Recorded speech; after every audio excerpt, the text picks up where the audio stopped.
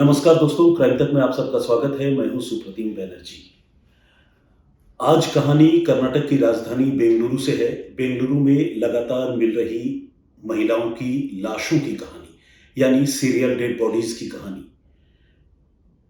इस सिलसिले की शुरुआत हुई 6 दिसंबर 2022 से, यानी पिछले साल से 6 दिसंबर 2022 बेंगलुरु के बायप्पन हल्ली रेलवे स्टेशन में एक ट्रेन की बोगी में एक लावारिस लाश मिली। ये लाश एक महिला की थी और मरने वाली महिला की उम्र तकरीबन 30 से 32 साल के आसपास बताई जाती है। पुलिस ने इस लाश को बरामद की और साथ ही इसके शिनाख्त की बड़ी कोशिश की। इस मामले को इन्वेस्टिगेट करने की पुलिस ने बड़ी कोशिश की, लेकिन पुलिस को न तो इस महिला की पहचान पता चल पाई और न ही ये पता चल सका कि ट्रेन की बोगी में ये लाश किसने रखी, कब रखी।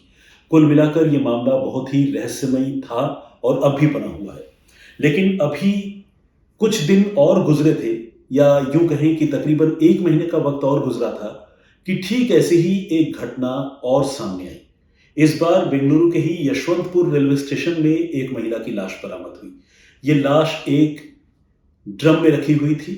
वो ड्रम जिसमें आमतौर पर लोग पानी स्टोर करके रखते हैं, पानी भर के रखते हैं, और लाश जो है रेलवे स्टेशन के पास, गेट के पास ही रखी हुई थी। जब पुलिस ने इस लावारिस ड्रम को देखा और उसे अटेंड किया, उसकी तलाशी ली, तो पुलिस ने देखा कि उसमें भी एक महिला की लाश है और महिला की उम्र तकरीबन 30 से 32 साल के आसपास है। ये अपने आप में एक अजीब कोइंसिडेंस था कि 1 महीने के अंदर बेंगलुरु के 2 अलग-अलग रेलवे स्टेशनों में 2 महिलाओं की लाश मिली। दोनों ही लाशें लावारिस थी और दोनों ही लाशें तकरीबन 30 से 32 साल की उम्र के आसपास की 2 महिलाओं की थी। तो क्या इन दोनों घटनाओं का आपस में कोई कनेक्शन था, कोई जुड़ाव था? पुलिस जो है इस एंगल पर सोचने लगी, काम करने लगी। पुलिस को यह भी लग रहा था कि इस तरह से महिलाओं की लाशें फेंक कर जाने वाला कहीं कोई ऐसा तो नहीं, कोई सीरियल किलर तो नहीं जो लगातार महिलाओं को टारगेट कर रहा हो। हालांकि जब तक घटनाएं जो है, कत्ल की घटनाएं 3 या 3 से ज्यादा नहीं होती, तब तक उसे सीरियल किलिंग नहीं कहा जाता और नहीं उसे जोड़ा जाता है। लेकिन पुलिस को लग रहा था कि कहीं ऐसा न हो कि किसी सीरियल किलिंग की शुरुआत हुई हो, अभी 2 लाशें बरामद हुई हो, इसके बाद कहीं ऐसा न हो कि तीसरी लाश भी बरामद हो जाए। इस तरह के बहुत सारे केसेस देखे गए हैं जिसमें ऐसी महिलाएं या ऐसी लड़कियां जो अपने घर परिवार से अलग रहती हैं, या फिर प्रोस्टिट्यूशन के धंधे में, या फिर ऐसे ही किसी कामकाज में शामिल होती है जिसके बारे में वो बहुत ज़्यादा अपने फैमिली से शेयर नहीं करती, उस तरह की महिलाएं अक्सर क्रिमिनल माइंडेड लोगों की सॉफ्ट टारगेट बनती है। क्योंकि जो क्रिमिनल होते हैं उन्हें भी ये पता होता है कि अगर वो ऐसी महिलाओं को अपना शिकार बनाएंगे तो कोई भी उनके बारे में पुलिस में रिपोर्ट लिखवाने भी नहीं आएगा, कोई उनके बारे में पूछने या पड़ताल करने या पता करने नहीं आएगा और वो कभी पकड़े नहीं जाएंगे। तो इस तरह के बहुत सारे केसेस पहले देखे गए हैं जिसमें अकेली रहने वाली लड़कियों को या प्रोस्टिट्यूट्स को सीरियल किलर्स ने टारगेट किया है। बेंगलुरु पुलिस अब इस एंगल पर भी इस मामले को एक्सप्लोर करके देखने लगी कि कहीं ये जो महिलाओं की लाशों के मिलने का सिलसिला है उसके पीछे कोई इस तरह की बात तो नहीं है। मगर आपको जानकर हैरानी होगी कि वक्त गुजरता रहा और अब तक पुलिस को इन 2 लाशों के बारे में कोई जानकारी नहीं मिल पाई है। कोई अतिरिक्त इंफॉर्मेशन पुलिस के पास नहीं है जिससे पुलिस अपनी तफ्तीश आगे बढ़ा सके। लेकिन अभी 2 लाशों के बाद यह सिलसिला थमा नहीं। इसी महीने 13 मार्च को, यानी 13 मार्च 2023 को बेंगलुरु में फिर एक ऐसी घटना हुई। बेंगलुरु के एयर कंडीशन रेलवे स्टेशन, जिसको SMBT कहते हैं, उस रेलवे स्टेशन के गेट के पास पुलिस को ठीक वैसा ही एक नीले रंग का ड्रम रखा हुआ नजर आया जो ड्रम इससे पहले यशवंतपुर रेलवे स्टेशन में मिला था। ठीक उसी तरह का एक ड्रम, और ये ड्रम भी लावारिस हालत में रेलवे स्टेशन के गेट के पास रखा था। और न सिर्फ गेट के पास वो ड्रम रखा हुआ था बल्कि उससे काफी तेज बदबू भी आ रही थी। जब लोगों ने इस ड्रम को देखा, नोटिस किया, तो उन्होंने रेलवे पुलिस को इन्फॉर्म किया। पुलिस आई और जैसे ही उन्होंने ड्रम की तलाशी ली, वहां मौजूद सारे लोगों के कदम ठिठक गए। इस ड्रम में भी एक महिला की लाश थी और इत्तेफाक देखिए कि इस महिला की उम्र भी तकरीबन 30 से 32 साल के आसपास की लग रही थी। यानी एक ही एज ग्रुप की अलग अलग महिलाओं का लगातार बेंगलुरु में कत्ल हो रहा था और 3 महीने के अंदर ये तीसरी घटना थी जब बेंगलुरु के 3 अलग अलग रेलवे स्टेशन पर कातिल ने महिलाओं की हत्या करके लाशें फेंकी, ठिकाने लगाई और फिर वहां से फरार हो गया। तो ये जो तीसरा मामला था, चूंकि हर केस स्टडी को पुलिस अपने लेवल पर इन्वेस्टिगेट कर रही थी, हर मामले को अलग तरीके से इन्वेस्टिगेट कर रही थी। Back of the mind police के ये जरूर था कि ये मामले एक दूसरे से इंटरकनेक्टेड हो सकते हैं, लेकिन फिर भी पुलिस सारे केसेस को अलग अलग एक्सप्लोर करके देख रही थी। तो जब इस तीसरे मामले की, 13 मार्च वाले मामले की पुलिस ने जांच शुरू की, तो पुलिस को पहली बार 3 लाशों के मिलने के बाद पहली बार पुलिस को इस मामले में एक क्लू नजर आया। वो क्लू था एक ऑटो रिक्शा। बेसिकली ये लाश जो है बेंगलुरु रेलवे स्टेशन में, एसएमबीटी रेलवे स्टेशन के बाहर शाम को एक ऑटो रिक्शा में आए 3 लोग डंप करके चले गए थे और सीसीटीवी फुटेज में ऑटो रिक्शा भी दिखाई दे रहा था, साथ ही 3 लोग उतरकर, ऑटो रिक्शा से उतरकर लाश को रेलवे स्टेशन के बाहर गेट के पास रखते हुए भी दिखाई दे रहे थे। पुलिस को जब ये सीसीटीवी फुटेज मिला तो उसे बड़ी उम्मीद जगी कि वो इस मामले का खुलासा करने में कामयाब होगी और पुलिस ने इस फुटेज के हाथ आने के बाद सबसे पहले उस ऑटो रिक्शा की तलाश शुरू की जिस ऑटो रिक्शा में रखकर ये लाश कातिल यहां पर लेकर आए थे। उसके नंबर को पुलिस ने जूम इन करके यानी करीब से देखने की कोशिश की और पुलिस को उसका नंबर पता चल गया। इसके बाद पुलिस ने उस ऑटो रिक्शा वाले को अप्रोच किया, उस तक पहुंची और पहुंचने के बाद उस ऑटो रिक्शा वाले से जब पूछताछ हुई तो उस ऑटो ड्राइवर ने पुलिस को ये बताया कि ये लाश कौन लेकर आया था, कहां से लेकर आया था और वो लोग आपस में क्या बातें कर रहे थे। जब ये सारी बातें पुलिस को पता चली तो इसके बाद पुलिस ने एक एक कर 3 नौजवानों को गिरफ्तार किया। जी हाँ, अब तक जो मामला सीरियल किलिंग का लग रहा था और ये लग रहा था कि शायद एक एक कर मारी जाती इन महिलाओं के कत्ल के पीछे कोई 1 या 2 सीरियल किलर हो सकते हैं। आमतौर पर सीरियल किलर जो होते हैं वो एक ही होते हैं, अकेले ही काम करते हैं, लेकिन इस मामले में पुलिस को एक साथ 3 लोग हाथ लग गए और ये तीनों उस ड्रम को वहां पर लाने और लाश को फेंकने के जिम्मेदार थे। इसके पीछे की जो कहानी निकलकर सामने आई वो बेसिकली एक फैमिली डिस्प्यूट की कहानी थी। बिहार के अररिया का रहने वाला एक परिवार कई सालों से बेंगलुरु में रहता है और वहीं रहकर कामकाज करता है। इसमें एक महिला है तमन्ना। तमन्ना की शादी अब से कुछ साल पहले अफरोज नाम के एक शख्स के साथ हुई थी, एक आदमी से हुई थी और अफरोज के साथ तमन्ना रह रही थी। लेकिन इसी बीच तमन्ना का अफेयर अफरोज के ही एक दूसरे रिश्तेदार के साथ हो गया जिसका नाम है इंतखाब। और फिर तमन्ना इंतखाब के प्यार में कुछ इतनी पागल हुई कि उसने अपने पति अफरोज को तलाक दे दिया और तलाक देने के बाद इंतखाब से शादी कर ली। इस बात से अफरोज बहुत ज्यादा नाराज था, बहुत खफा था और वो हर हाल में तमन्ना को सबक सिखाना चाहता था। इसी सबक सिखाने के इरादे से उसने अपने भाई से तमन्ना को एलिमिनेट करने यानी उसकी हत्या करने को लेकर बात की थी और उसके भाई ने अपने 2 और दोस्तों के साथ मिलकर इस मर्डर को प्लान किया था। इसके बाद उन्होंने तमन्ना की हत्या की और तमन्ना की हत्या करने के बाद उसकी लाश को नीले रंग के एक छोटे से ड्रम में भरा और भरने के बाद वो रेलवे स्टेशन के बाहर डंप करके चले गए। जब पुलिस ने उस लाश को बरामद किया तो लाश की हालत काफी बुरी थी और इतनी बुरी थी कि उस महिला को देखकर उसको आइडेंटिफाई कर पाना बहुत मुश्किल हो रहा था क्योंकि लाश काफी सड़ चुकी थी और चेहरा लाश पुरानी होने की वजह से काफी हद तक डिस्टॉर्ट हो चुका था, बिगड़ चुका था।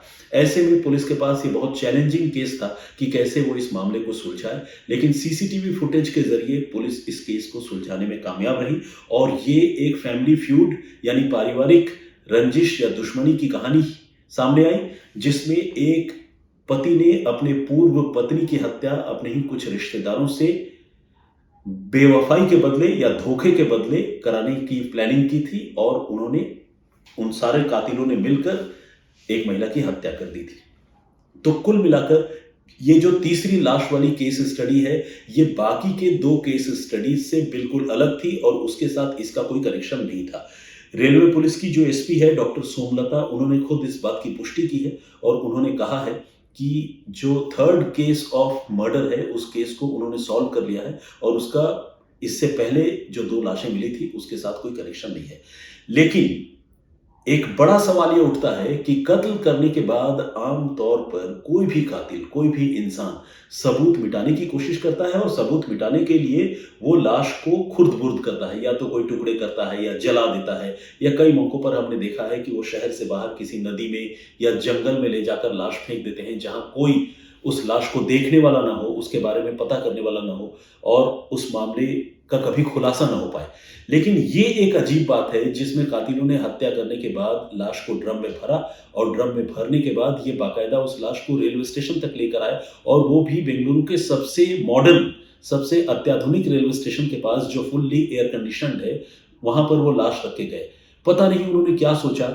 जाहिर है जब वो लाश ऐसी जगह पर रखेंगे तो वहां इतने सारे सीसीटीवी कैमरे होते हैं, उसमें उनकी तस्वीरें भी कैद होंगी। क्या उन्हें इस बात का एहसास नहीं था, या फिर शायद वो ये सोच रहे होंगे कि इससे पहले भी बेंगलुरु और आसपास इस तरह से लावारिस लाशों के मिलने की कहानी सामने आ चुकी है, तो क्यों ना हम भी ये लाश वहीं रख देते हैं, और वहां रख देने से शायद पुलिस पुराने केसेस के साथ इस केस को भी जोड़कर देखे और पूरे मामले की जांच किसी सीरियल किलर की तरफ डाइवर्ट हो जाए। हो सकता है कि कातिलों के दिमाग में ऐसी भी कोई बात रही हो। अभी तो बिल्कुल रिसेंट ये मामला है। आज से या अब से कुछ घंटे पहले ही पुलिस ने 3 कातिलों को गिरफ्तार किया है। इस थर्ड केस में टोटल 8 ऐसे लोग हैं जिनकी पुलिस ने पहचान की है। 5 लोग अभी भी पकड़ में आने बाकी हैं। उनसे पुलिस पूछताछ करेगी और पुलिस ये भी पता करेगी कि आखिर उन्होंने कत्ल करने के बाद लाश को रेलवे स्टेशन के पास ठिकाने लगाने का फैसला क्यों किया।